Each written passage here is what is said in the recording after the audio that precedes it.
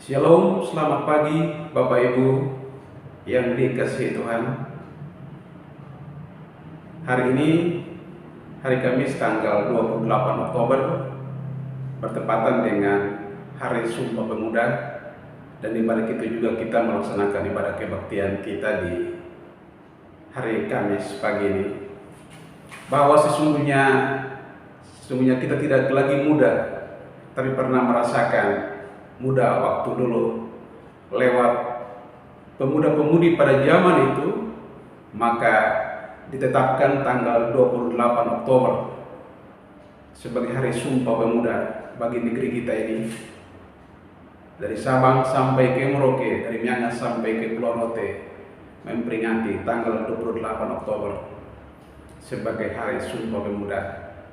Maka di hari Kamis pagi ini kita kaum lansia mensyukuri melaksanakan ibadah kebaktian yang telah kita laksanakan setiap hari Kamis, dan kita akan segera mulai ibadah kebaktian kita di hari Kamis pagi ini, dan kita memuji Tuhan dari Kidung Jemaat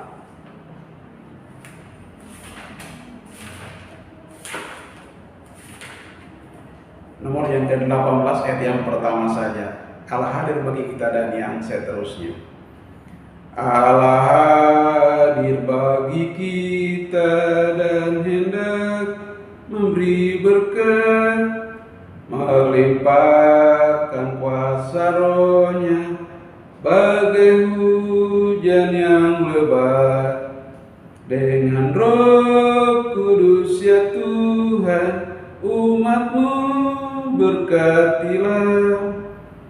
Baharui hati kami, oh curahkan kurnia. Bapak Ibu, mari kita teruskan kebaktian ini. Pada kebaktian kaum lansia yang kami laksanakan di hari Kamis pagi bertepatan dengan Hari Sumpah Pemuda tanggal 28 Oktober ini, diberlaskan dalam nama Bapa, Putra dan Roh Kudus menyertai kami dalam ibadah kebaktian ini. Dan kami percaya Tuhan hadir bersama-sama dengan kami dalam melaksanakan ibadah kebaktian di hari Kamis pagi ini. Sertai kami dan bimbing kami dari awal pertengahan hingga selesai ibadah kebaktian ini. Dan kami percaya Tuhan hadir bersama-sama dengan kami, mendampingi kami kaum lansia lewat ibadah kebaktian ini.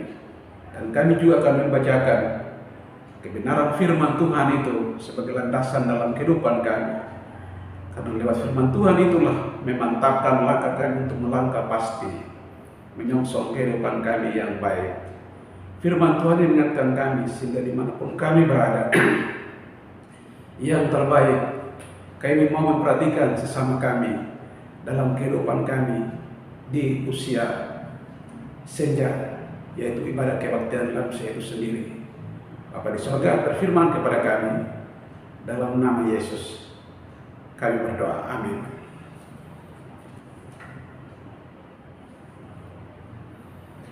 Firman Tuhan yang kita baca pada hari Kamis pagi ini diambil dari kitab Perjanjian Lama, yaitu Amsal pada pasal yang ke-15 ayat yang ke-16 dan 17, sesuai dengan catatan yang diambil dari jadwal yang kita dapatkan. Saya akan membacakan kebenaran firman Tuhan untuk kita semua. Amsal pada pasal yang ke-15 ayat yang ke-16 dan yang ke-17, 2 ayat saja. Demikian firman Tuhan. Lebih baik sedikit barang dengan disertai takut akan Tuhan daripada banyak harta dengan disertai kecemasan. Dan ayat yang ke-17, lebih baik sepiring sayur dengan kasih daripada lembu tambun dengan kebencian. Demikian firman Tuhan yang kita dengar dan kita baca di hari Kamis pagi ini.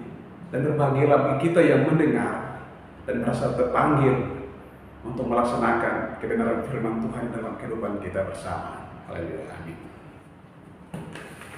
Tema yang mengusung kita dalam ibadah kebaktian kaum lansia di hari Kamis pagi ini adalah saat yang kupunya tak banyak. Sekali lagi, seperti yang tertulis dalam buku ini, saat yang tak punya tak banyak. Kita semua ingin menjalani kehidupan kita di tempat yang aman dengan apa yang kita punya, namun ada hal-hal yang tidak dapat dia lakukan sebagaimana yang dia gambarkan dalam dua artikel berikut ini. Bapak Ibu dan kita semua yang dikasihi Tuhan, yang pertama adalah seorang janda bernama Macupe berusia 100 tahun lebih. Hidup serba kekurangan dan pasti hidup sebatang kara, dan ia membutuhkan uluran tangan dermawan. Sekaligus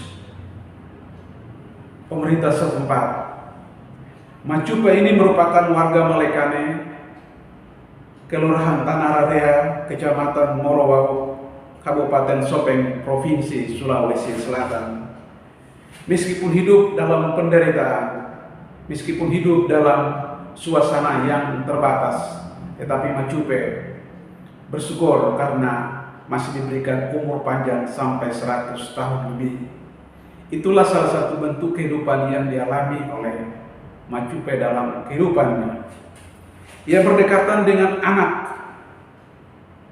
tetapi masing-masing anak memiliki keluarga, maka Macupe memberi perhatian dengan semampu mereka. Cerita lengkap yang ada pada Macupe ini tentunya dalam bayangan kita sebagai orang percaya. Apabila seseorang yang berusia 100 tahun lebih, seorang ibu, seorang mama, seorang oma, tentunya penuh dengan keterbatasan. Tapi itulah kenyataan yang dialami oleh Macupe ini, sehingga tidak punya banyak alasan ia menjalani kehidupan ini sesuai dengan apa yang ia mampu, dan ia melaksanakan apa yang sebisanya di usia yang 100 tahun lebih. Kita sebagai orang percaya, tentunya kita berharap bahwa uluran tangan yang meringankan beban Macupe, dan bukan Macupe sendiri, tapi ada juga yang lain-lainnya, menjadi tanggung jawab kita bersama sebagai orang percaya. Dan untuk mengetahui tentang cerita panjang lebar tentang Macupe ini, maka Bapak Ibu bisa baca artikel yang ada dalam catatan ini. Hidup sebatang kara sebagai seorang manusia tentunya membutuhkan uluran tangan dari kita semua. Itulah yang dialami oleh seorang janda yang berusia 100 tahun lebih.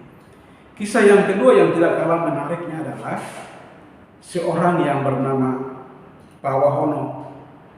Pak Wahono ini berusia 58 tahun yang berprofesi sebagai sopir taksi online di Jakarta.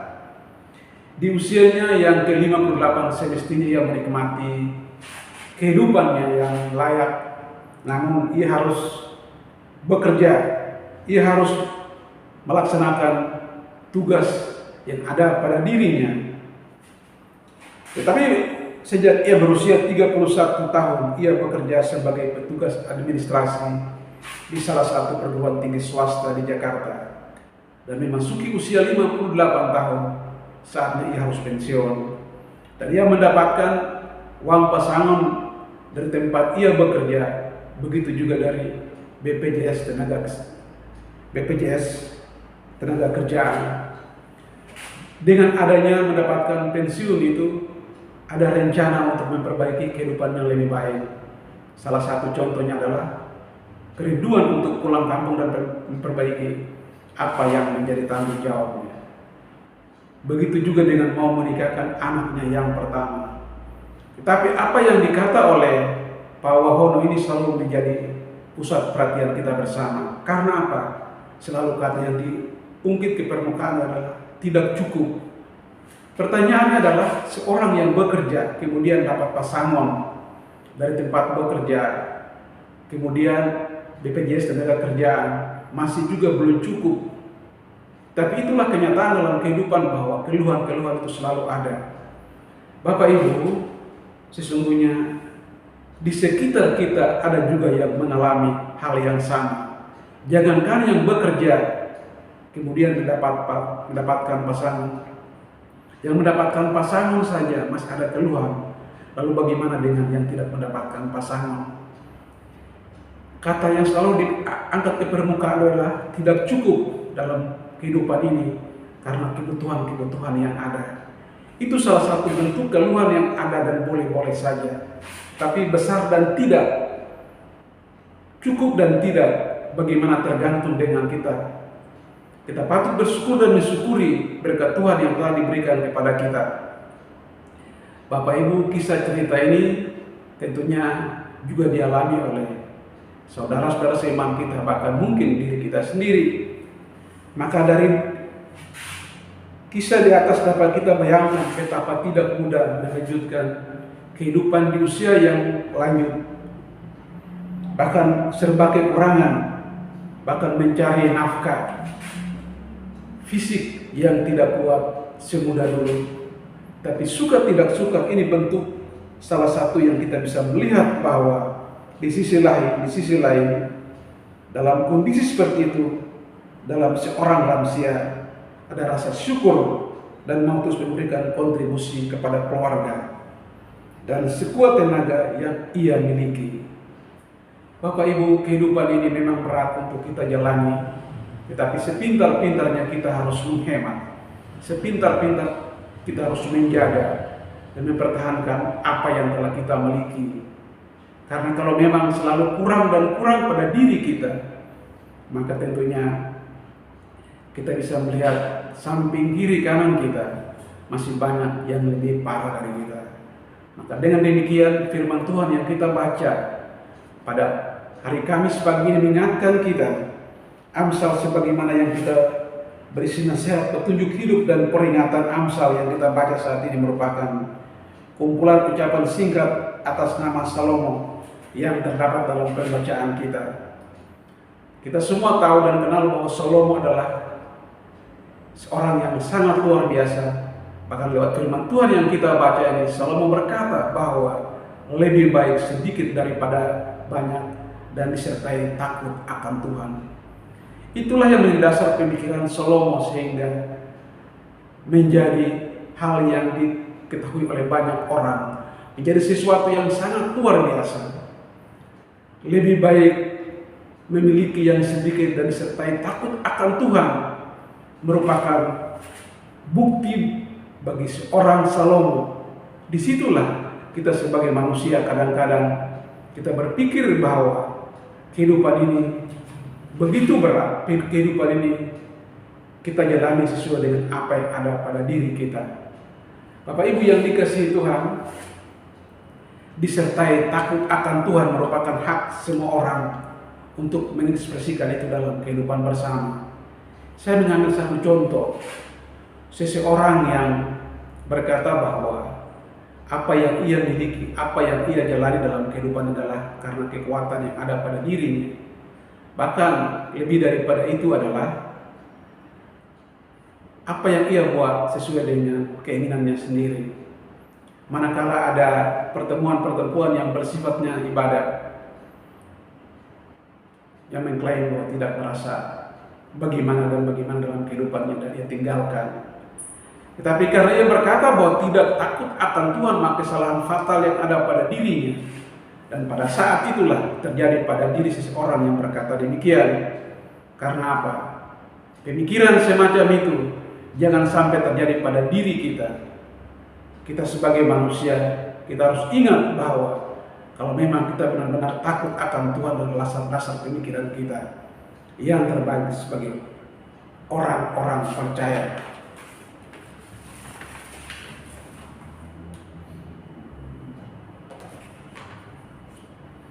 Banyak orang berlomba untuk menjadi kaya ketimbang menjadi miskin. Namun yang terpenting bagi Salomo ialah takut akan Tuhan. Inilah yang menjadi kunci yang ia dikenal orang banyak. Karena takut akan Tuhan, sikap ini datang dengan sendiri. Tidak datang dengan sendiri, tapi meskipun lahir dari seorang manusia yang menyadari bahwa Tuhan yang mendatangkan segala sesuatu yang terbaik. Karena selalu mengajak para pembaca dan senantiasa mengasihi, mengasah hati nurani, dan kemudian terus memelihara menjaga persekutuan dengan Tuhan, dengan takut akan Tuhan, manusia senantiasa merasakan aman dan tentram di dalamnya. Apa yang dinyatakan oleh Salomo kemudian diperkuat oleh ayat yang ke-16b, daripada banyak harta disertai kecemasan. Perlu kita ketahui bahwa banyak masalah ketika hartanya berlimpah. Masalah yang dimaksud ialah kekuatan, ketakutan karena sampai hartanya hilang, hartanya dicuri orang, belum lagi dan ia tidak dapat tidur dan istirahat sebagaimana mestinya. Hidup selalu terarah pada hartanya, maka ia menjadi manusia yang tidak merasa puas dan cukup meskipun hartanya sangat berlimpah. Salomo ingin menekankan lebih baik sepiring sayur dengan kasih dan takut akan Tuhan. Dan ia memiliki cinta kasih merupakan kedua hal yang berjalan bersama dalam kehidupan manusia. Dan ketika manusia memiliki dan mengupayakan dua hal itu, maka akan terjadi pendamaian, kenyamanan kehidupan dalam persekutuan menjadi lebih hangat dan menyenangkan. Meskipun apa yang dimakan itu sangat sederhana, tapi semua itu menikmatinya dengan sukacita. Salomo memperhatikan diri pada lembut tamun dengan kebencian, dan pernyataan itu bermakna meskipun seekor sapi utuh dan gemuk disiapkan untuk menjadi santap malam dimakan bersama-sama, tapi tidak akan kenyamanan, rasa benci dan dengki, maka makanan tersebut tidak akan bernilai apa-apa. Tidak ada kenikmatan apapun. Hal semacam ini juga terjadi dalam kehidupan kita sehari-hari.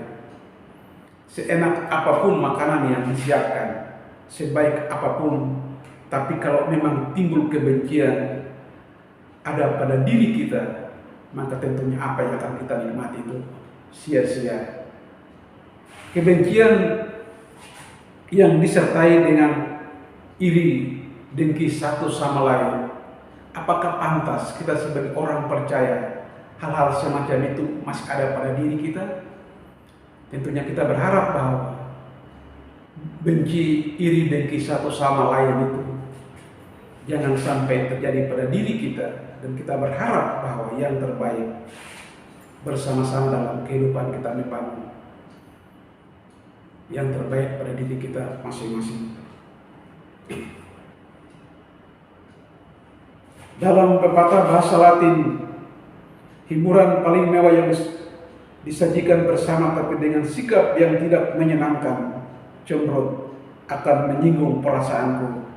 Sedangkan jamuan yang paling sederhana ketika disajikan dengan ramah akan menyenangkan saya.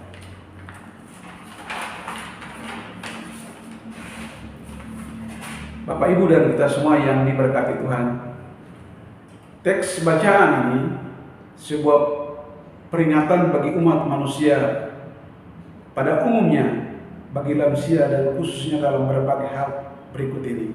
1. Pentingnya terus memelihara relasi kita dengan Tuhan, sumber kehidupan.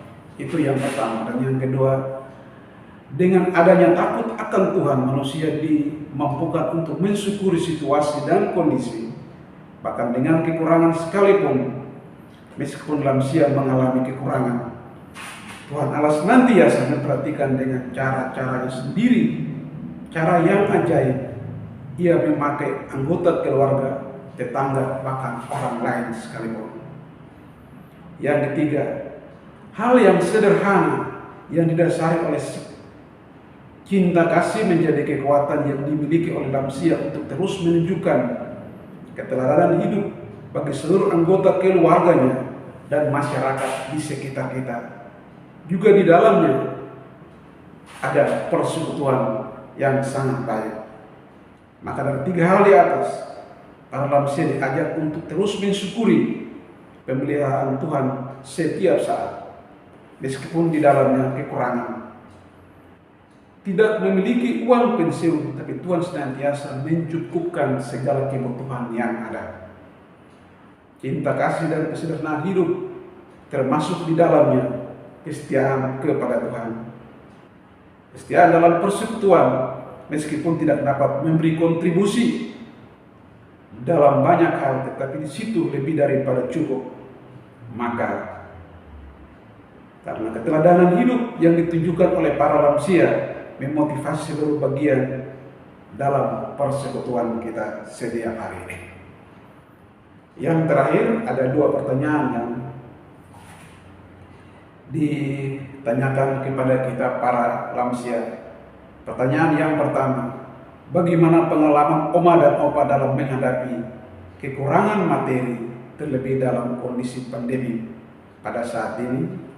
Kalau memang itu menjadi pengalaman dalam kehidupan, dibagikan untuk kita ketahui bersama. Dan pertanyaan yang kedua adalah, kontribusi apa yang oma dan opa berikan bagi persekutuan, bagikan lain. Sudah jelas dan pasti bahwa dengan adanya pandemi saat ini, langkah kita untuk melaksanakan segala sesuatu berhenti karena dibatasi oleh semua yang ada pada diri kita. Salah satu contohnya, para kaum lansia masih dibatasi untuk mengikuti hal-hal yang pertemuannya bersifat umum. Itu salah satu contoh yang sederhana saja, Bapak Ibu. Kemudian kontribusi yang diberikan dalam persekutuan mungkin sekarang ini semakin terkekang oleh umur, tetapi yang jelas bahwa umur tidak menjadi satu alasan untuk oma dan opa berkontribusi dalam persekutuan. Apapun risiko, apapun kondisinya, oma dan opa diharapkan hadir dalam memberikan semangat kepada kita semua, karena dengan cara itu kita mau membagi pengalaman, kita mau membagi apa yang pernah dirasakan oleh oma dan opa pada hari-hari yang sudah lalu. Bapak, Ibu, dan saudara-saudara yang dikasihi Tuhan, khususnya kaum lansia, selalu mengingatkan kita di dalam ibadah kebaktian di hari Kamis pagi ini, sehingga kita bersikap hati-hati, disertai takut akan Tuhan sebagai orang percaya. Itulah yang bisa memampukan kita untuk melaksanakan semua hal yang terbaik dalam kehidupan kita. Karena kalau kita tidak takut akan Tuhan, maka kehidupan kita tidak akan berarti apa-apa. Di dalam kehidupan banyak hal yang harus kita lewati, seperti apa yang telah disampaikan oleh seorang Salomo tadi. Lebih baik memiliki sedikit dan disertai takut akan Tuhan daripada memiliki segala-galanya dan tidak takut akan Tuhan. Kita percaya dengan pemikiran dan apa yang ada pada diri kita, maka Tuhan senantiasa menyertai kita, memberkati kita, dan memberikan kepada kita kekuatan dari sekarang ini terus saja sampai selama-lamanya. Amin. Sebelum kita masuk dalam doa syafaat dan doa sempurna Bapa kami, terlebih dahulu kita memuji Tuhan dari Kidung Jemaat nomor 392 ayat yang pertama saja. Ku berbahagia dan yang seterusnya. Ku berbahagia, yakin teguh, Yesus abadi, kepunyaanku, aku warisnya, ku ditebus, ciptaan baru, Roh Kudus. Aku bernyanyi bahagia, memuji Yesus selamanya. Aku bernyanyi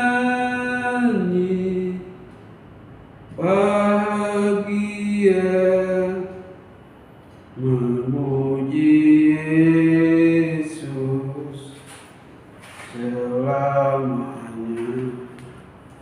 Kita masuk dalam doa syafaat dan akan kita isi dengan doa sembahna Bapa kami. Mari kita berdoa.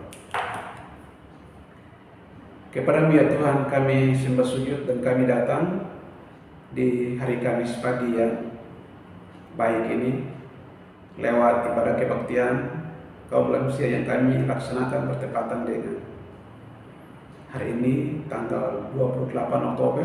Kami percaya dalam segala hal Tuhan tetap bersama-sama dengan kami. Setiap kali kami melangkah, Tuhan memimpin langkah kami sehingga kami boleh melaksanakan semua kegiatan dengan apa yang kami mampu, dengan apa yang kami bisa. Bapa di surga, terima kasih lewat kebenaran firman Tuhan yang disertai takut akan Tuhan merupakan dasar pemikiran seorang yang begitu besar yang kami kenal, yaitu Salomo dalam hidupnya.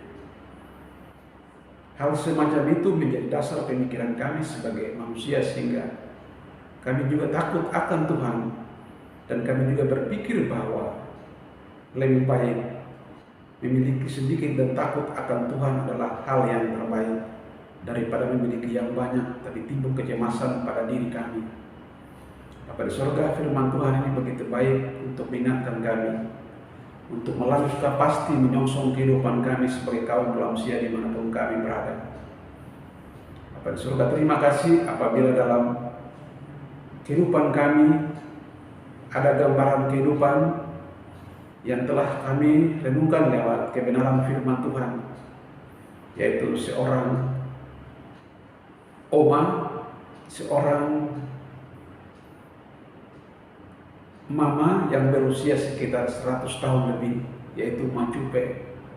Hidup di usia 100 tahun sudah pasti hidup sebatang kara, sudah pasti timbul keluhan-keluhan ada pada dirinya.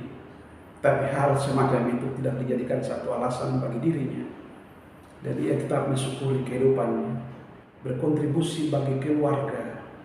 Itulah salah satu yang mengingatkan kami sehingga dalam kehidupan kami sebagai kaum lansia, kami juga mau seperti apa yang tadi diperlihatkan oleh seorang Macupe dalam kehidupan kami. Kemudian kisah selanjutnya juga mengingatkan kami bahwa di tengah-tengah kehidupan kami sebagai kaum lansia, jelas fisik yang ada pada diri kami tidak lagi sekuat masa muda dulu. Tapi namanya kehidupan ini tetap untuk menjalani kehidupan ini dengan sesuai dengan harapan dan rencana ke depan. Bapa di surga, terima kasih apabila kami boleh menyerahkan seluruh kehidupan kami ke dalam tangan kuasa Tuhan, dan biarlah Tuhanlah yang memproses langkah kehidupan kami. Karena kami sebagai kaum lansia, kami penuh dengan keterbatasan.